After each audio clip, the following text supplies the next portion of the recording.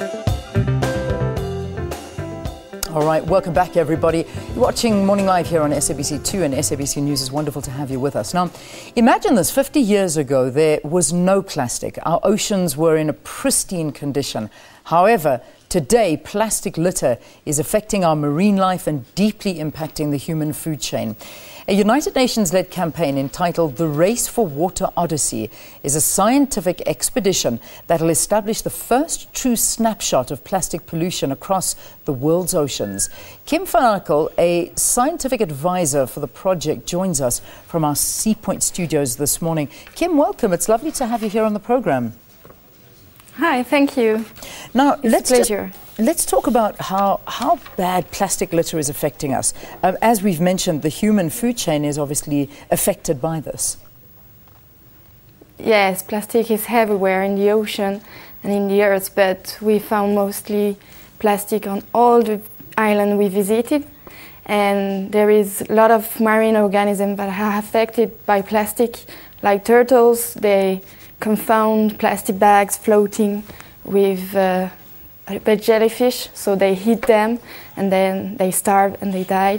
There is 1 million of birds which die each year, so it's quite a lot. And there is a lot of overstudy on marine organisms that are pretty alarming us. You guys have been on an expedition. It's a crew that traveled nearly 300 days visiting 11 remote islands that are suspected hotspots for plastic pollution. Talk us through some of the findings. About the hotspots. About the big hotspots. One is in the Great Garbage Pacific Patch in the North Pacific. So when we were in Hawaii, it was our, the hotspot. We found a lot of micro debris too, so particles less than 2.5 centimeters. We feel things like that on the 50 centimeters by 50 centimeters on the beach. We see the sand and we collect 9 samples like that just on a quadrat. So I say 50 centimeters by 50 centimeters and 10 centimeters there. Wow. Just. So that's amazing. I have never seen something of my life before. Yeah, yeah. So I mean, the situation is really getting worse and worse, and I mean it's spread throughout the world. It's not actually just in pockets of the world, is it? Yes, it's like I say everywhere, and we do not find beaches without plastic. As if on the remote beaches and small islands that are inhabited, there is plastic everywhere. Yeah. Because of the gyres, or the main currents, it brings all the plastics on the beaches.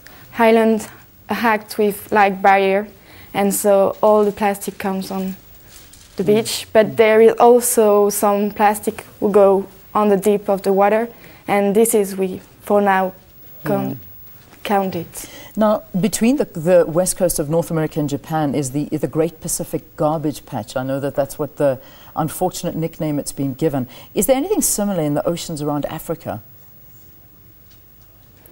We do not do analysis on South Africa, but we will meet John Keyser from Plastic Assay and a lot of scientists who will explain us the case of South Africa. Yeah. We organize a scientific meeting on Thursday at the Two Ocean Aquarium, and we will know more about your case in South Africa.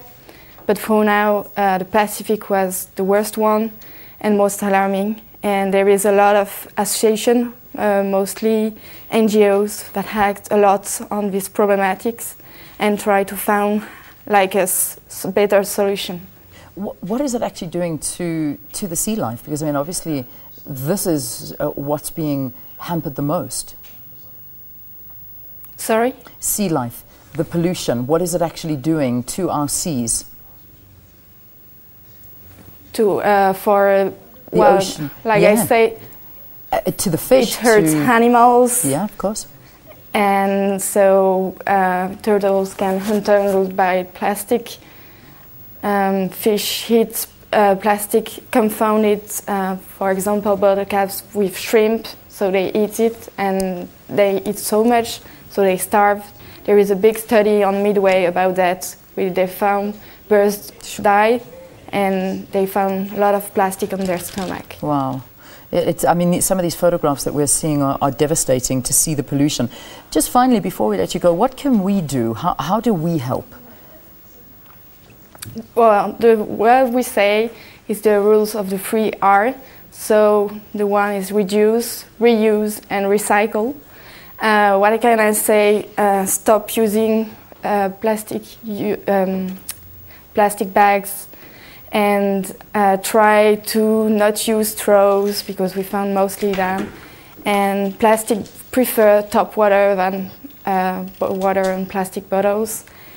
And if you can, also put your cigarette filter on a bin and not on the beach. That could be a first way. All right, Kim, let's leave it there for this morning. Kim van Arkel, Scientific Supervisor, Race for Water Odyssey, taking a look at the effect of plastic and the pollution in the seas around the world, and some startling findings. They have found an expedition traveling 300 days, visiting 11 remote islands and finding some really, really dramatic scenes there. And I think some of the photographs have shown you some of the pollution that they have come across. All right, let's take a break here on the program, and remember